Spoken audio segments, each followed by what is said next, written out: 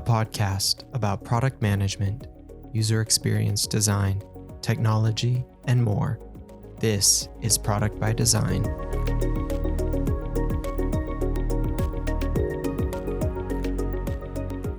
All right, welcome back to another episode of Product by Design. I am Kyle Evans, and this week we are joined by another awesome guest, Ryan Margolin.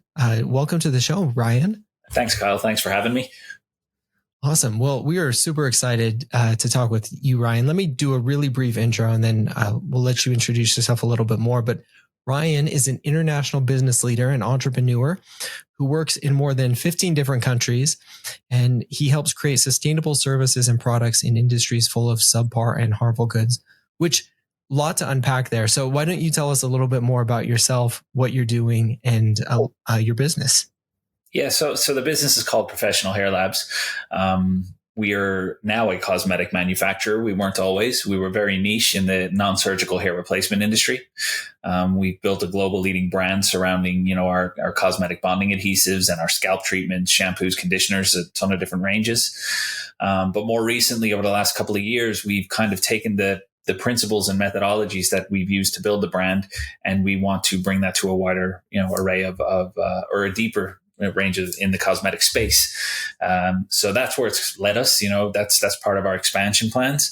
Myself, my background is in sales and marketing. It's kind of the jobs I've always held. And more recently, in the last, say, 7 or 8 years, I really dove deep into, studying digital marketing. I did my postgraduate and my master's, and applied some of those lessons that I learned and things that I was taught over those years towards the industry.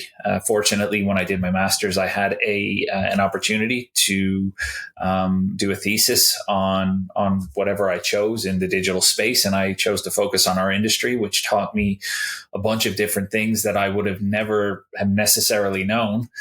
And we leveraged those touch points to build a much stronger brand, which we were successful in doing with the team we have in place. So that's really the bird's eye view of the company. Well, I'm excited to dive a little bit more into that. But before we do, tell us a little bit more about some of the things that you like to do outside of the office and outside of work.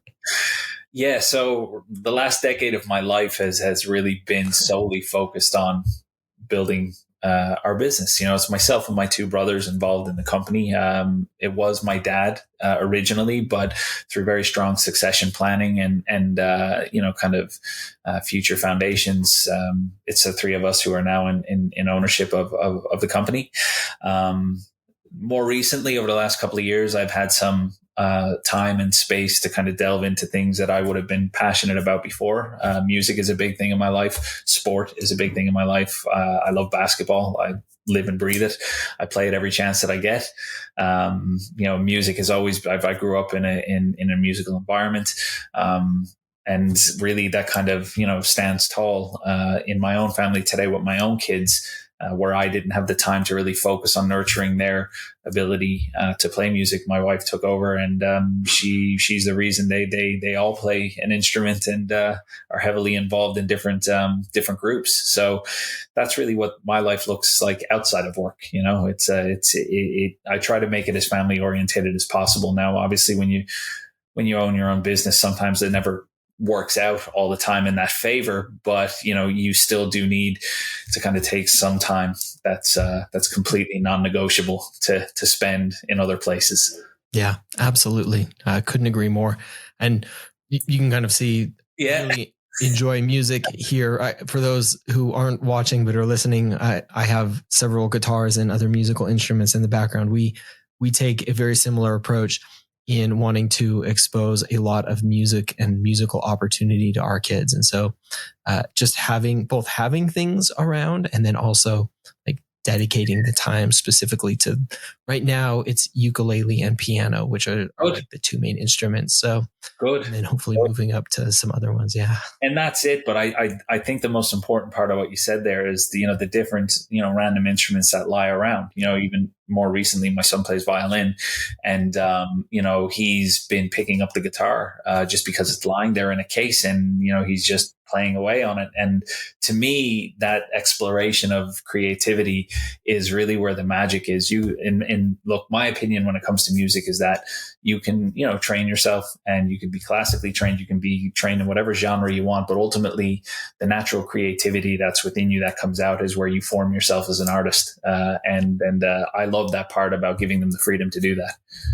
Absolutely. 100% agree. I think that was, my first exposure was as a kid was from just having musical instruments laying around. And it wasn't, we had a guitar that was just in the guitar case and just sat there. And, I was just fascinated and was able to pull it out. And so that's the similar thing that I'm trying to recreate is just, we have things that, we're very specifically focused on, but then also just having the ability to explore lots of things. And I think that has parallels both musically and in our interests, and probably professionally as well. But just being able to explore a lot of different things makes you just a more dynamic person, but also just gives you the opportunity to figure out what is it that I like, what am I good at, what do I want to be doing in the future. So I think that's also helps you push the boundaries of what you think you're capable of actually doing as well. Because when you don't put hurdles in front of yourself, you end up engaging things in a much different way than you would if you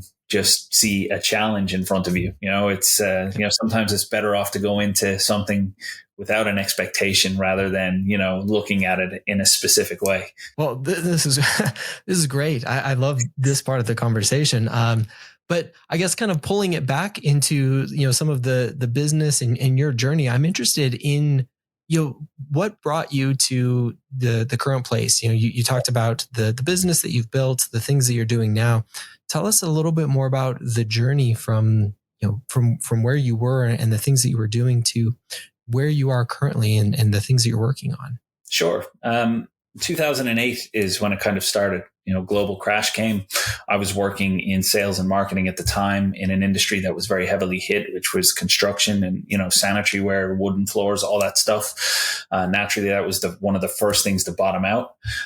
So I was kind of looking for other opportunities. And what happened was at that point, my dad had the business and he lived in Florida. I was actually living in Ireland at the time. And I was married. We had one daughter at the time. And my dad said, listen, I'm not really happy with the way things are going in the business. They're quite stagnant. There's some things that I'm not pleased about. Do you want to come over and see, is there anything you can contribute? And discussed it with my wife, and we actually turned it down initially. But reflecting a little bit on it, we decided, look, what's the worst that can happen? We commit a year of our lives to it. We head off and, we try something new. And that's what we did.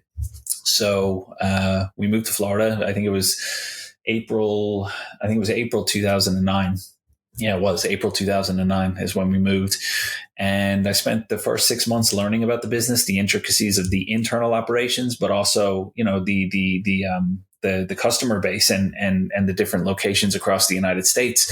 I grew up in an entrepreneurial environment. My parents were, business owners. My mom was a master hair technician. My dad ran the business as well.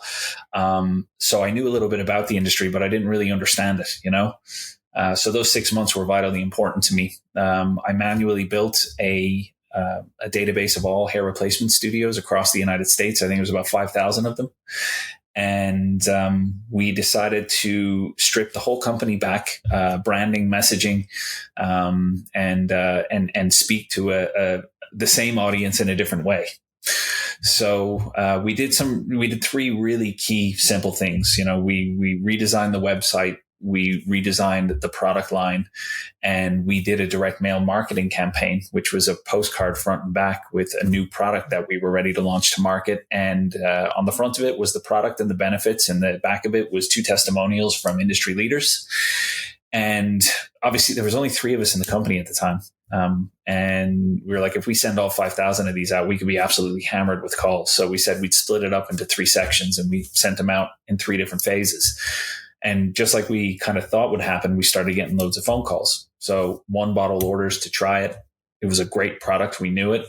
one bottle orders turned to 2 to 5 to 10 to 25. And before you knew it, we had a massive range of hair replacement studios who have now validated this product for us. And we ended up tripling revenue within 18 months. So we were like, okay, look, we validated the product. What else can we do here? Because we had only just started to put the systems together to help us grow in the United States. Ultimately, I knew I didn't want to stay where we were. I didn't want to raise my daughter in Florida. It just wasn't where we wanted to be. So basically what I did is I created a business plan to tackle Europe and presented that to my dad at the time. I wanted $100,000 to put in my back pocket and take away to make it work. And in true parent form, I was told very clearly that it would not work because he had tried it before. And, it's funny, the irony in it all, because, the same things that, my dad was told when he was starting the business by people in the industry who told him what he was doing would not work, was the same message he was delivering to me when I was looking to, take my own journey and help expand on what we've already built. So eventually it happened. It was approved. Perfect. I was like, this is great. New journey, back in somewhere where we want to be. Took the same principles and methodologies we used to grow the business there. And we launched in Ireland into the European marketplace. And it fell flat in its face. So that was a big wake up call for me. So I had to figure that out. There were points where decided, look, maybe this isn't going to work. Those moments of self doubt that you get, everyone gets them. But I stuck at it, and about just after the 6-month mark, built a couple of good distribution relationships. Figured out how people in Europe prefer to do business. It's very different to the United States, the culture. We were able to get a couple of good distribution accounts, and from there it kind of built. And we started to move deeper into the hair replacement industry and the space. And we built a brand that was pretty much the industry leader.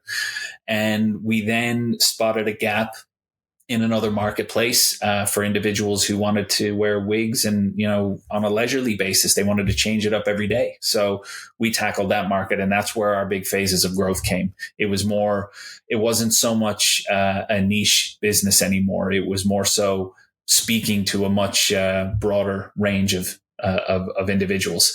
So there was a whole learning curve that came along with that, from building better systems to being a better leader, to being a better person, to, combating counterfeits, to, trying to put the structures in internationally to make sure your business was running tax efficiently so you can reinvest. There was a whole slew of different challenges that came along over the last, say, 7 or 8 years. But ultimately, it's led us to the point where we are now. We're on pretty solid foundations. We still experience a lot of challenges. But ultimately, again, I'm a firm believer is that, if you're convinced you don't have the business that you want, it's just simply because you're not the person you need to be that's required to get there. And that comes back to the core of personal development, which is where I think it all stems from. What if I told you that a year from now, you could finally get that Chief Creative Officer promotion, lead a larger team, and have your CFO finally understand the value of design? It all starts with Future London Academy's MBA for Design Leaders. During our 5 2-week modules in London and California, you'll be in the same room with creative leaders from around the world, learning, collaborating, and sharing laughter and tears.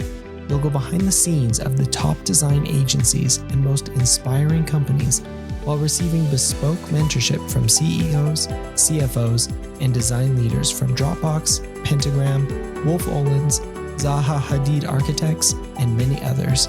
With Future London Academy, you're here to erase borders, question everything, inspire others, ignite ideas, make friends, challenge the impossible, start a movement, invent solutions, think differently, change the world, and never stop learning. Become one of the 30 changemakers today. Apply now at bit.ly/chief designer. That is bit.ly/chief designer, or check out the show notes for the link. Yeah. Wow. A number of things in there that really struck me that I kind of want to touch on and get your thoughts on. The first is going back to almost the beginning, when you were really turning things around. You talked about the product and the sales and marketing and some of the things that you took there. And I think this is just a really fascinating thing and a really important thing, regardless of the business. Whether it's you're selling physical products or software products or whatever it is having the right product, a really good product, like you were talking about, but also having the right sales and marketing and the communication in order to get that out there. So you had the right product, and I'd love to get your thoughts on that. How you were able to achieve that, but then also being able to get that to market and start to communicate that in an effective way. What was your approach on both sides of that in really developing the right product and then being able to get it out to market and communicate that in a way that people could start to really understand that this is something they need or they want or would benefit them in a real way? Yeah, so I was quite fortunate in that respect because a lot of the groundwork had already been done at that point. The product existed in the business already, but what it didn't have and what I realized it was missing very quickly from speaking to customers when I was learning about the business was it was missing two key components, which were common challenges with this type of product, this water-based solution, which was water resistance for people who were wearing hair systems and couldn't go swimming or couldn't go into a sauna. That was one. The other was oil resistance. Naturally, if you trigger the sebaceous glands on the scalp, they secrete oil. Those oils penetrate the adhesive and they break it down before it's given a chance to dry. So you would not have a very strong hold. They were two common challenges. Now, it was really weird because opportunities just aligned. I went doing a little digging. We found a company who manufactured a technology such as that for adhesives. And it was a patented technology, which means it came at a lovely price point. And we started to reformulate the base product with this technology. And this is where everything changed. This is where we decided we were going to rebuild a brand out of this product because it was worthy of just that. So when we got the performance, we did, we sent it out to our testing studios. We did some, allergy testing to make sure we were on point. And then when we were confident that we had a viable product, my position on it at that time would be very different than how it is now. I was very much a remove the red tape and go for broke type of person. You know what I mean? Just get it done at all costs, which works great sometimes, but depending on the mechanics of what you're doing, it could also be detrimental. But at that time, I was like, you know what? We don't need to test this anymore. Let's just shoot our shot. And that's what we did. Unfortunately, it worked out for us. The product was ready and it didn't need many more alterations. We launched another product 6 months after that with improvements on the original formula, which has now become our most popular product. And it has been for the last, since 2010. So you think about it, 13 years. So this product still dominates the marketplace. And it's because it is a good product. And I think ultimately you can have the best marketing, you could have the best sales team in the world, but you will not create longevity in recurring revenue if you don't have a product that works. So I think that's for us is where we always start. My position on it now is a little different. I'm a firm believer in simplest solutions create the biggest impacts. But I also believe in process. And I believe if you can learn to streamline a process and create it so that it's safe, you can then kind of push the boundaries of what the process is capable of doing. And it protects you in the long run because you know what? When you've got, hundreds of thousands in product development and material costs, your ability to make a mistake becomes less and less. So you have to be somewhat careful. I absolutely love that. And the focus on, first off, the product and making sure that is such a key part of the business and what you're doing, not something that you can paper over or cover up with like good marketing or good sales tactics, like you said. And it becomes then like the foundation, like you mentioned, of success for the long term, having a good product and then basing that kind of like you were talking about on the feedback of customers and users and going out and getting that feedback, understanding the main problems and then incorporating that and really building something that is, useful and a solution to those problems specifically. I find that to be just absolutely at the core of course, good product creation and good product development. And it is, and it took, for me, it took almost a decade to learn that. Like, it's all well and good. You need to experiment. I mean, that's part of, research and development. But ultimately, you can't launch a product to the marketplace that doesn't solve the problem that you're marketing it for. Or it can't half solve it. It's either gotta do it or it doesn't. Absolutely. I wanted to also, touch on the when you moved into Europe and kind of moving out of the United States, getting out of Florida, moving back to Ireland, taking on the European market, because this is something that as a lot of companies grow and expand, they move into other markets, kind of like you were talking about. And a lot of times we will try and use similar tactics that have worked for us in other places. And sometimes those work and sometimes they don't, kind of like you were explaining. Walk us through your thought process and some of the things that you learned as you launched and failed and then iterated and ultimately succeeded in moving into new marketplaces. What were some of the things that you learned, some of the things that you wish you had known as you did that? Yeah, so I wish somebody at the very beginning would have actually made it very clear to me. The statement of how you do one thing is how you should do everything is absolutely ridiculous. So you can't. It's all great to repeat a process from a procedural perspective. Something that is a repeatable process that doesn't change. But people change. And ultimately, when you're trying to develop relationships with people, it's all different. It's all based upon the culture they grew up in, the environment they grew up in. And if you don't try to understand that, or at least have an empathetic approach, it's going to be very difficult for people to see you for who you really are. Because look, I've sat in meetings with people where I genuinely know at the core of their being that they're good people. They just cannot let themselves sit within, who they are. It's like, it's almost like they put up this wall, and it's like, look, people want to do business with people, and, you don't have to be something you're not. At the end of the day, you are who you are, and that will connect with the right people. And that was the key difference that I found in doing business, say, in the United States versus Europe. In Europe, it's a much more personable experience, where in the United States, it's just go time. It's like, what have you got for me to sell, and who can I sell it to? And look, somebody else might, argue that point, and they would be correct if that's their position. But these statements that I'm making are simply coming from my experience. What the way I've built, the things that I've contributed to the growth of the company.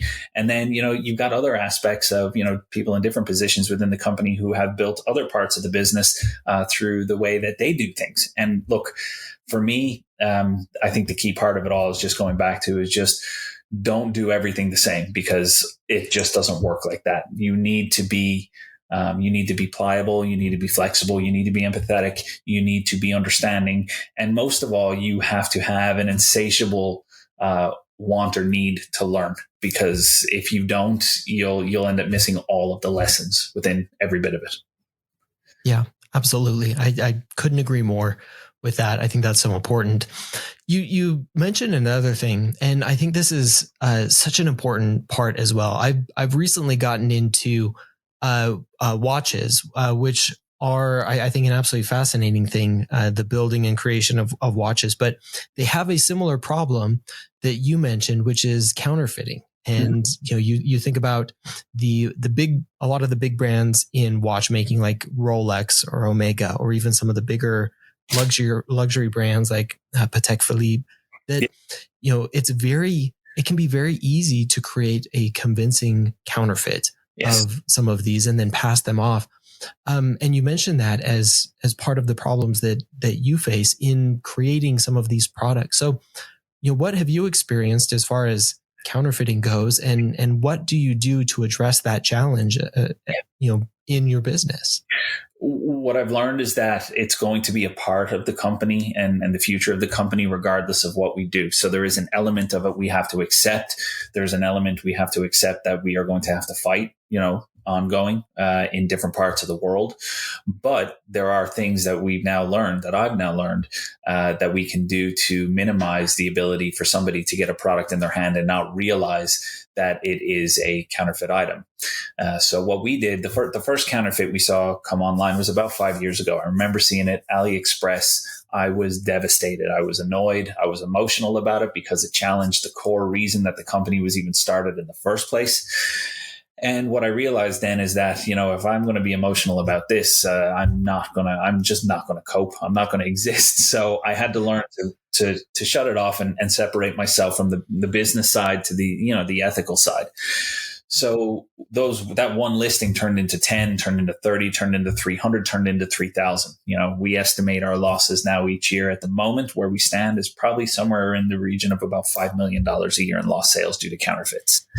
And what happened is that we found, like, not only do we know, and we're addressing that right now, where the product is coming from, and we have a good understanding and hold of the network in which the supply is going through, but we've learned how to minimize the ability for counterfeiters to get away with it. Their label is exceptional; it's almost identical to ours. There's a couple of key components which, unfortunately, I can't share that we know the difference between the counterfeits and ours. There's some key components on the bottle itself. But more importantly, what it did is it really forced me into a position to think about how can we solve this problem, not only for ourselves, but for an industry that is rife with black market and counterfeit items. So I hired a development team to help me build an app called Clarity Codes. And what we did then is we started testing it with our own products. So now whenever somebody buys a bottle, there's a code on the box that they can scan through our app to tell if it's legitimate. And if they feel or if they have any concerns that it's not, they can actually report it from the app, where they bought it, the location. So we're getting all this live data of hotspots where we can send our investigators in to do buys and actually try to find the source of these counterfeit items. We've had huge success, both in the United States and Europe in dealing with this through that technology. And we will, in the very near future, be rolling this out for companies in the cosmetic space. It is quite a flexible product that can be applied to different industries. But look, I'm a firm believer is that service the industry that you're in fully and wholly, and just aim to protect what you really set out to protect in the first place. So that's how we've gotten around the ambiguity of whether somebody has a legitimate product or a counterfeit product. And I think this year, 2023 in particular, is going to really show the difference between the lost sales over the last 5 years and where we're going moving forward to protect our brand.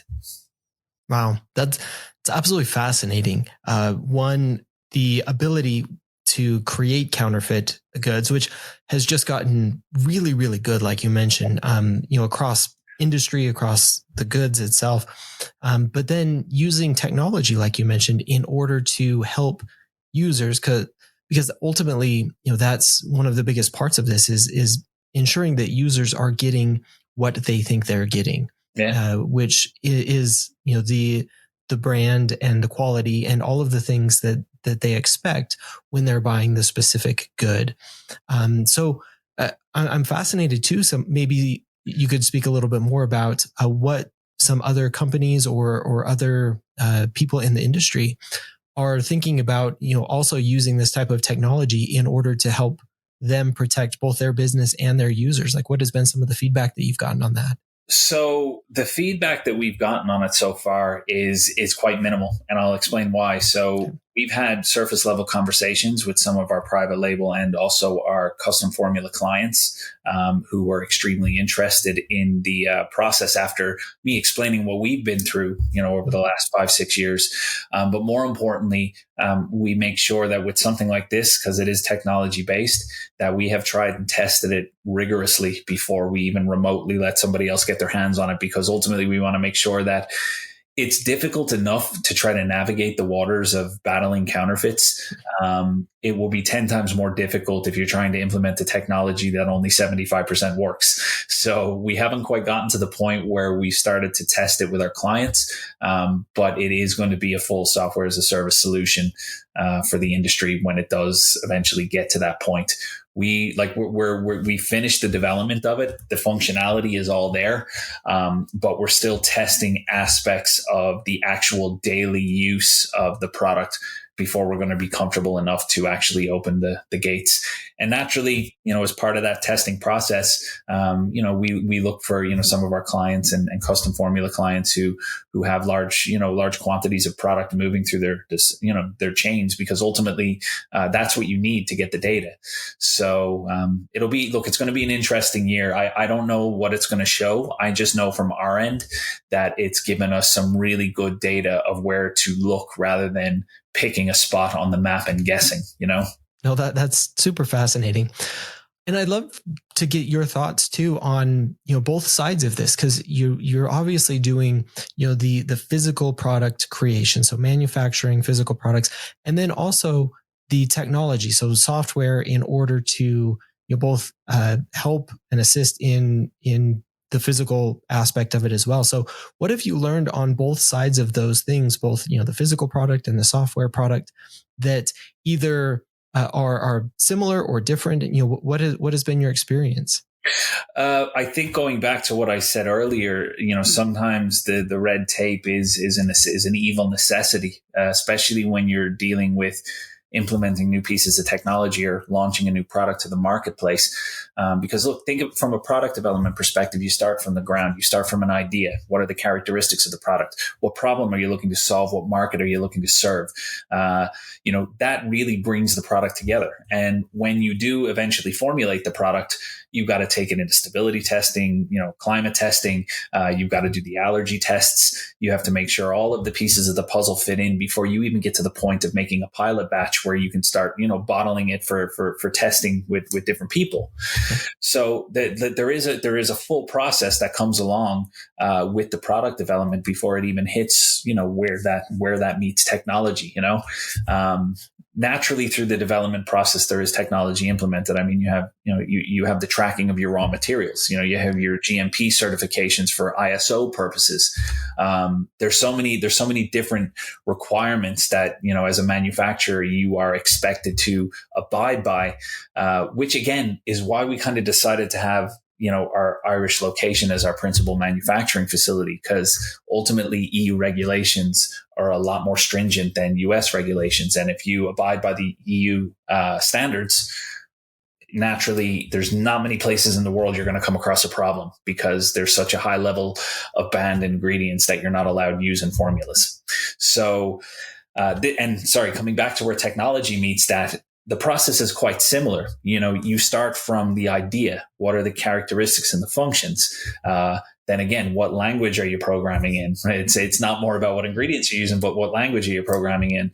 When you program in that language, what's the lifespan of the language? Do you expect it to be obsolete in 5 years, or do you expect it to be something that's going to continue to, evolve into a more powerful language, so you can expand the functionality of your software? Because what you don't want to be in a position is, and I've learned this myself, you don't want to be in a position to develop something in 5 years' time, having to redevelop the whole thing. It's very, very testing. I only found myself in that position with one of our stores about a year ago. I realized that the flexibility of the language it was built in just wasn't good enough, and our customers needed something else. So I had to dig deep and put myself all in for a year to get that over the line. And that was a lesson I learned, So look, I think there's similarities, whether it's physical products or technology. I just think you have to approach them from a slightly different angle when you think about how you're building them, Absolutely.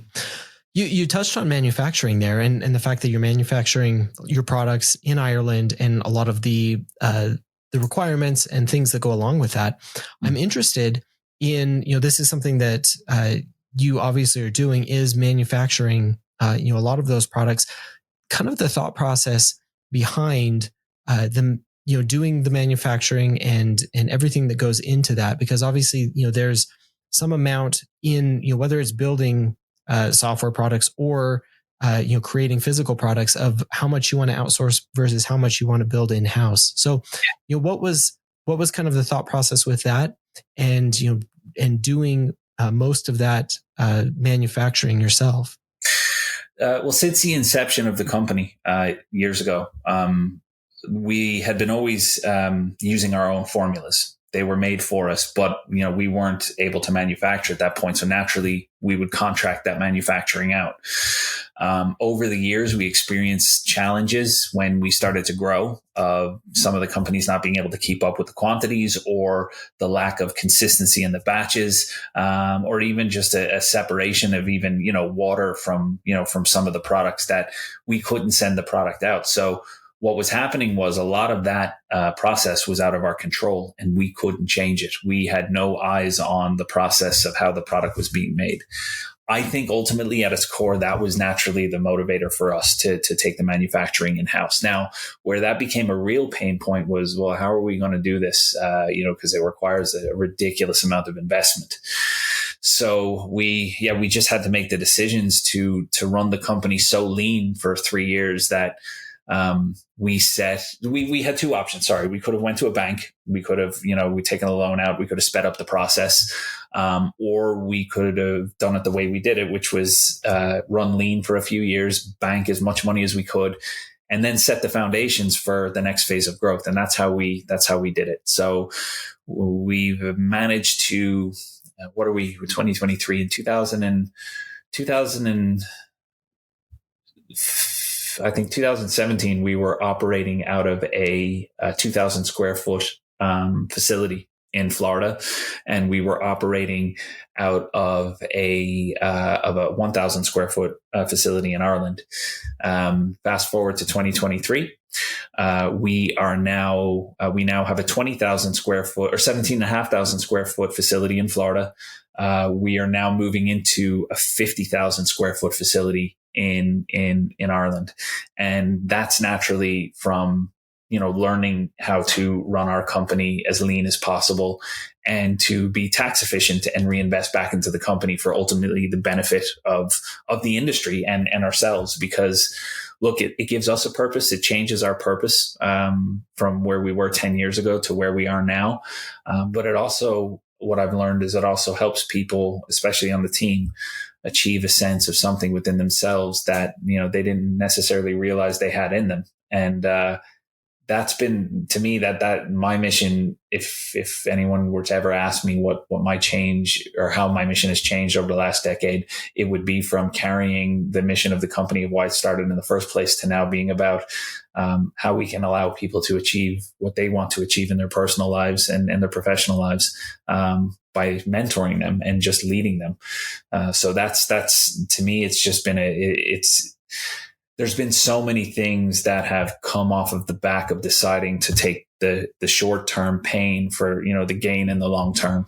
Awesome. No, I think that's absolutely great.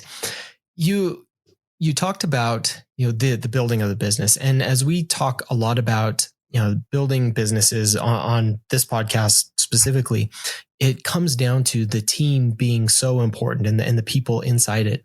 And yours specifically is a family business. And so I'm interested in your thoughts in both the benefits and what are the challenges of that? And as you've both grown and had the family part of that, what have you found to be both the good parts and maybe some of the more difficult parts of that? I think fortunately for us, growing up in the environment we did, look, my mother's Irish. We, myself and my two brothers, are quite empathetic. We have an innate ability to put ourselves in the shoes of another and understand it from their perspective, which helps us solve 90% of the problems that we face on a daily basis. On the flip side of it, being in a familiar business, I firmly believe that, progress is best achieved from a place of equality. And, look, swings and roundabouts, some months there's heavier workloads on another's desk than there is on someone else's. It's just part of the process you have to accept. But ultimately, I think everyone wins in the end. Look, for me, looking at, I suppose, the dynamics of even working in a familiar business, there's always pros and cons. But I think we're all on the same page and we know where we want to go and we know what we want to achieve. And I think ultimately that counts for something. We don't have investors breathing down our necks or shareholders looking for their piece. We get to remain true to what we want to achieve within the company, without having to worry about, what somebody else's agenda is. And I think that has been very powerful for us. We have there's companies that are doing 100 times more than we are.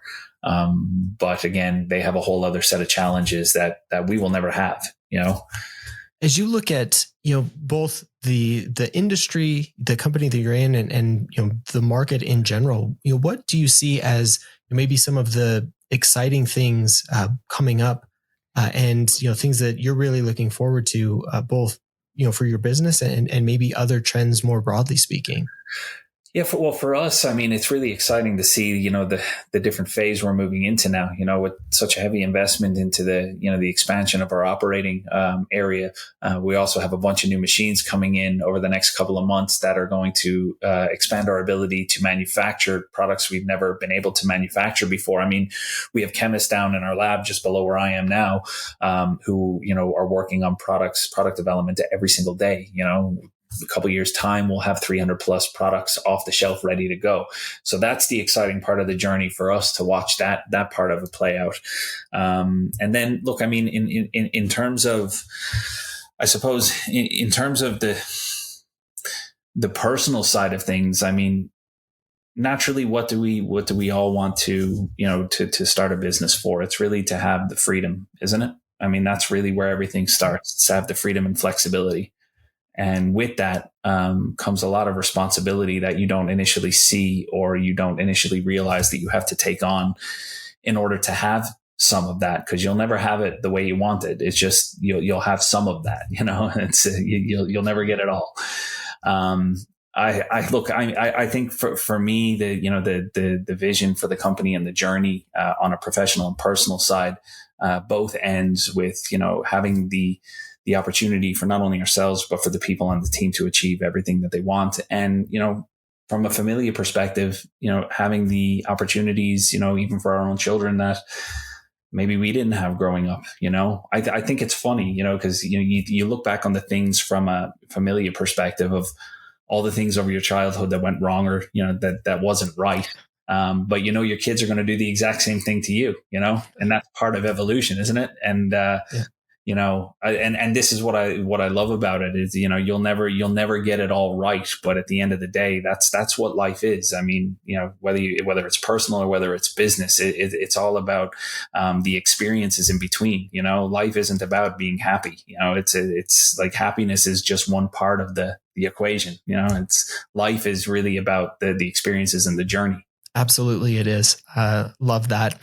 So for somebody who wants to start a company or build a brand or do something similar, what advice would you give to them if they're thinking about this or actually in it right now?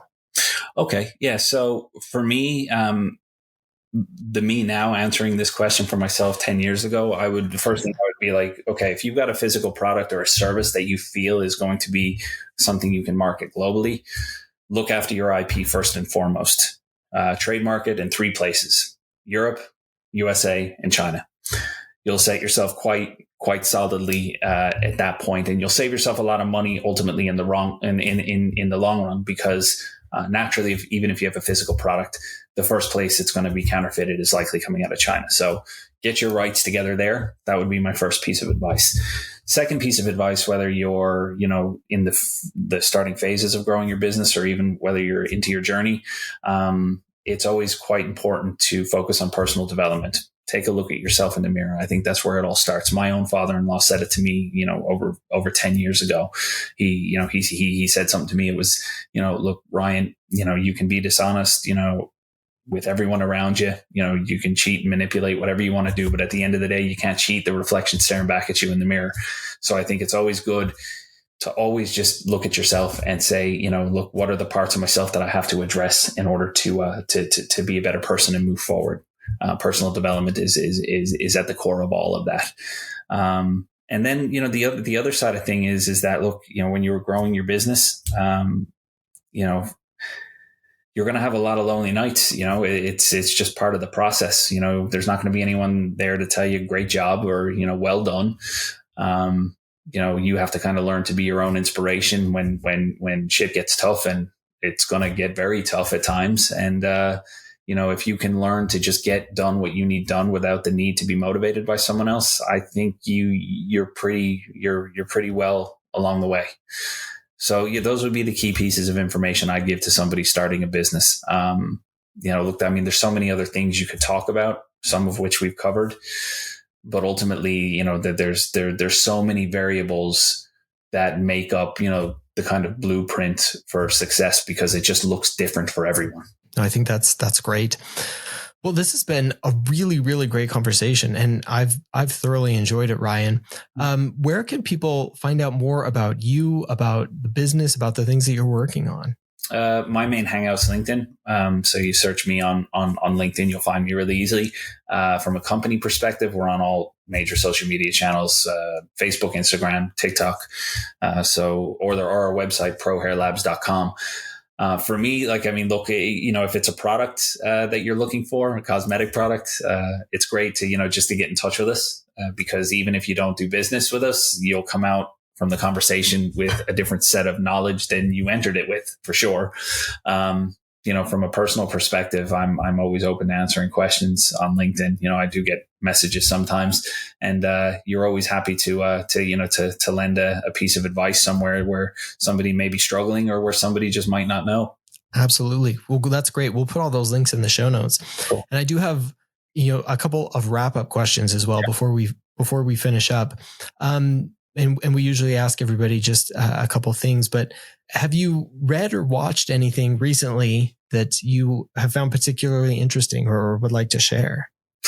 So I don't really watch too much TV. I kind of, I say the most that would happen to me is that, maybe of a Saturday night, I might put my feet up for a few hours and watch, something on Netflix. Some of, I have a few series that I've seen over the last 6 months that have been, really enjoyable for me when you just need to zone out and just, recharge and watch some TV.